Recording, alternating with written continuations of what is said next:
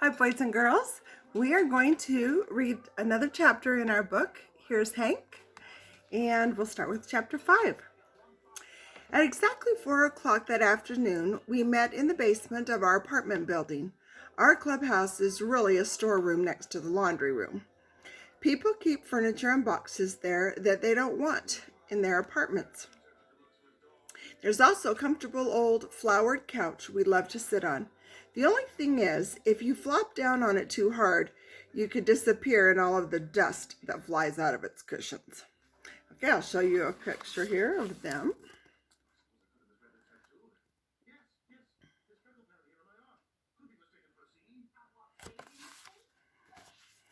And if you need to catch up on any of the chapters, if you've forgotten what's happened before, you can just go back because I've listed all of our chapters so far.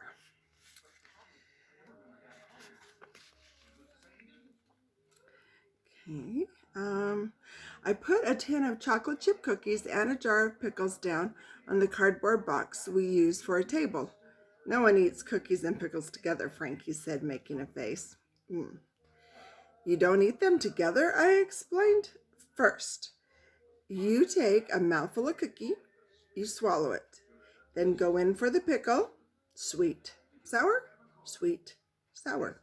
Trust me, your tongue is going to stand up and dance. That's kind of a fun way to say that you really like the flavor, huh? Frankie and Ashley tried my cookie pickle combo, but it wasn't a big hit. Ooh, they both said at once. Okay then, let's get down to business, I said. Mr. Rock said that for the tryouts we have to say what we liked about Journey to Jupiter.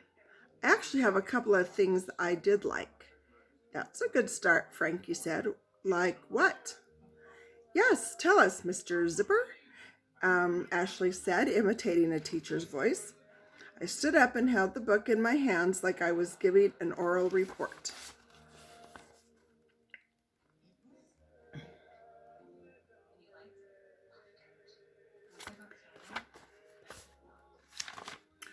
First of all, I like the color of the cover, I began. I think books with purple covers have the best stories, and I like the smell of the paper. I also like that there are illustrations. Most of all, I like that when you put this book down on top of a bunch of papers, it stops them from blowing away in the wind. But Hank, Ashley said in a supportive voice, you have to tell what the story is about. That's a problem, because I haven't read the book, I said, flopping down onto the couch.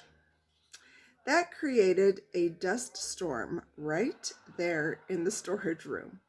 We all sneezed at once.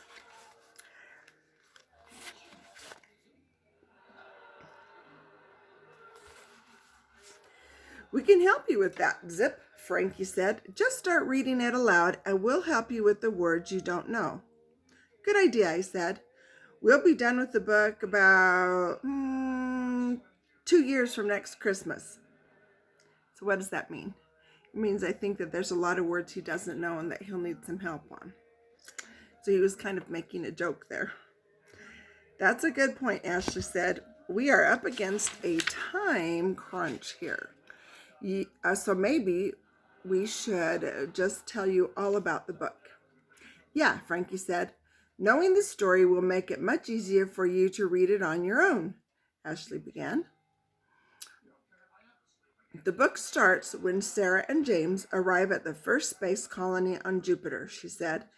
Before they can settle in, they come face to face with a horrible creature they've never seen before.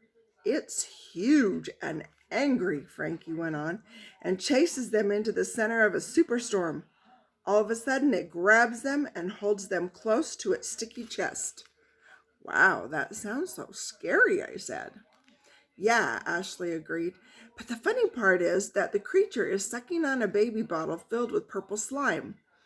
And when the creature burps, it splatters the slime all over Sarah's helmet, which means that she can't see the glowing space pirate riding toward her on a giant spoon, Frankie added.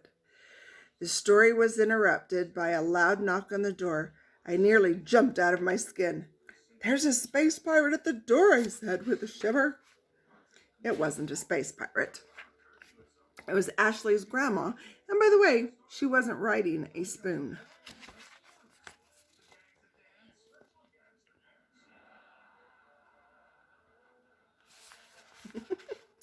"Ashley, I've been looking all over for you," she said. "The dumplings are ready to be stuffed." Then she turned to Frankie. "And your mother said for me to tell you your brother is waiting to play ball." Looks like we have to go," Ashley said. "But what about the rest of the story?" I asked. "Zip, we're so sorry," Frankie said. "Ask someone in your family to help you read the rest of the book. Ask your dad." Right, there's a good idea. His other name is Mr. Patience. We all rode up in the elevator together. Ashley and her grandma got off at the 3rd floor. Frankie got off at the 4th, and I rode all the way to the 10th floor by myself. "Hey, Dad," I said as I walked into the apartment. "Can you help me with something?" What do you think his dad's going to say? He was sitting at the dining room table in front of his computer. That's where he works. That's like Miss Priest right now, working. Probably like you, too, doing your schoolwork. "I just have a minute," he said before taking his eyes off his computer screen. "I've got to get this report in today." I knew reading Journey to Jupiter would take more than a minute. In fact, it might take more than a year. "That's okay, Dad. I'll figure it out on my own." I slipped into my room. Cheerio followed me. Remember, Cheerio was the dog.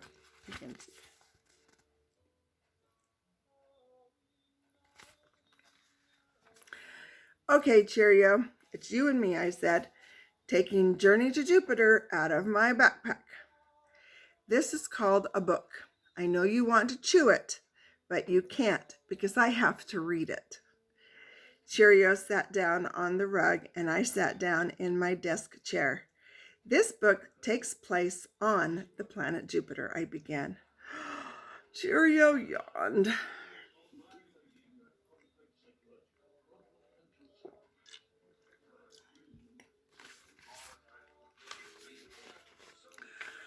"I'm going to ask you not to yawn again," I told him. "It's not good for my confidence."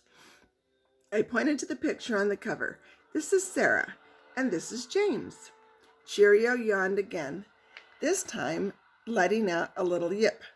"Cheerio, didn't I just ask you not to do that? Come on, give a guy a break. Now pay attention, Cheerio, because I'm going to read the first page. And after that, I only have 127 more pages to read." I think he's a little discouraged, but he's given it his best try. I cleared my throat and began Journey to Jupiter by Paula Hart with illustrations by Scott Green. That's what it says like on the title page. That's as far as I got. All of a sudden, Cheerio keeled over onto the rug. I mean, he went from being wide awake to snoring like a bear. "Okay, Hank," I said to myself, "you can read this book on your own. Other people do." I moved from my chair to my bed, fluffed up my pillow, and put it behind my back. I took the book in my hands and turned to chapter 1. That's the best thing I remember because in no time, I was snoring like a bear too. Reading is tough for Hank. I think he was talking about how it looks like the words are kind of moving on the page and it's just not still for his eyes to see. So he's having some struggles. So we will read chapter 6 on another day. So tune in and watch for this. Bye, boys and girls.